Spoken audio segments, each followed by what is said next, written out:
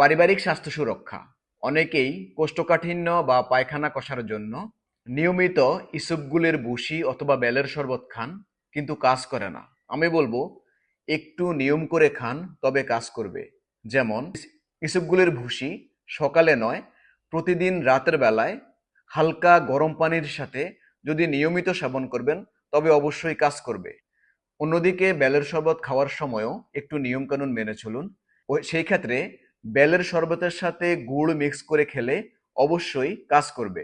যদি কাজ না করে, তবে আরেকটি ফর্মুলা হলো অ্যারান্ড অথবা ভ্যারান্ডা গাছের মূল দুধের সাথে সিদ্ধ করে 6 থেকে 10 চামচ মাত্র একবার সেবন করবেন। তাহলে দেখবেন আপনার পাতলা পায়খানা হয়ে যাবে। আর যদি পুরাতন কোষ্ঠকাঠিন্য হয়, মানে দীর্ঘদিন যাবৎ কোষ্ঠকাঠিন্য অথবা পায়খানা কষা, সেই ক্ষেত্রে ত্রিফলা চূর্ণ খেতে পারেন। সেটিও একটু নিয়ম করে খেতে হবে।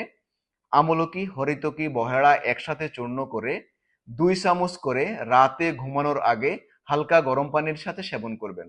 ইনশাল্লাহ কোষ্ঠকাঠিন্য চিরতরে ভালো হয়ে যাবে।